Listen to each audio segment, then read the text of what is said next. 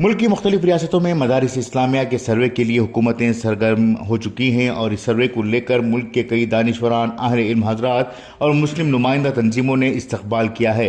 इस सिलसिले में मुसलमानों की नुमाइंदा तंजीमों ने कहा कि हम अहले मदारिस इस बात से खौफज़दा नहीं हैं कि मदारिस का सर्वे हो रहा है, क्योंकि हमारे पास किसी भी तरह की गैर कानूनी सरगर्मी नहीं हो रही है और तमाम मदारिस कानून के दायरे में हैं। मुमकिन है कि भारत के कई मदारिस कानून के दायरे में हों और वो किसी भी तरह की गैर कानूनी सरगर्मियों में मुलव्विस नहीं हैं। यहाँ सवाल ये है कि गैर कानूनी सरगर्मियों से क्या मुराद है? क्या दहशतगर्दी की तरबियत देना ही गैर कानूनी सरगर्मी है?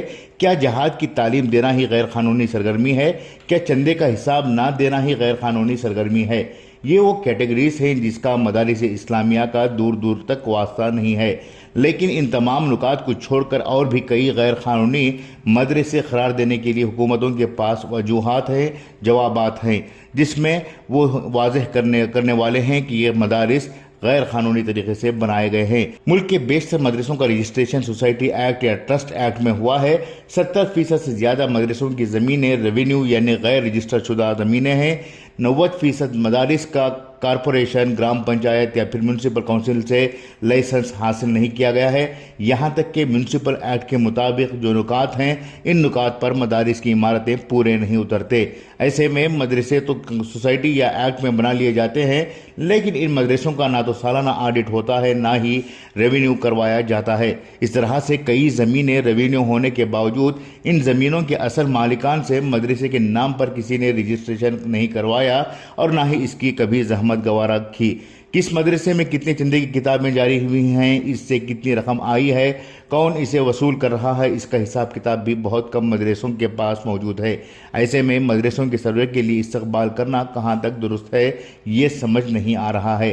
साथ ही साथ जिन लोगों ने इस्तकबाल किया है वो शायद इस बात को नहीं जानते कि हुकूमत के सामने ये सवालात क्यों नहीं उठा रहे हैं कि सिर्फ मदरसे ही क्यों सर्वे के लिए लाए जा रहे हैं। स्कूलों, कॉलेजों, मठों, आश्रमों के सर्वे के लिए हुकूमत से क्यों मुतालबा नहीं किया जा रहा है।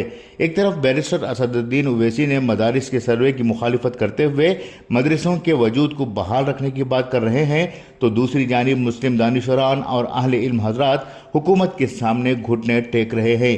आज मदरसों पर सवाल उठ रहे हैं तो वो दिन दूर नहीं है कि कल मस्जिदों के सर्वे के लिए भी हुकूमत की तरफ से पेशरफ्त की जाएगी। क्या तब भी ऐसे ही हुकूमत के फैसले का इस्तकबाल किया जाएगा? जिस तरह से मदरसों की दस्तावेज़ात, आमदनी के वसाइल और मिल्कियत सवालिया घेरे में है, इसी तरह से मस्जिदों की भी हालत है। कई मस्जिदों की तामीर कानून को बाला ताक रखते हुए की गई है और कई मस्जिदों की दस्तावेज़ात नाह के बराबर हैं। ऐसे में अहले इल्म हज़रात को चाहिए कि वो पहले बुनियादी दस्तावेज़ात, हालात को दुरुस्त करें, फिर इस्तकबाल करें। यहाँ बात यह हुई है कि खुद मुसलमान ये कह रहे हैं कि आप बैल मुझे मार। बड़े मस्जिदों, बड़े मदरसों के लिए इस्तकबाल करने से कोई असर नहीं पड़ता, लेकिन जो छोटे मदरसे हैं इनका क्या हाल होगा, ये भी सोचने की ज़रूरत है। खुसूसी पेशकश मुदस्सिर अहमद, इनकलाब न्यूज़, शिमोगा।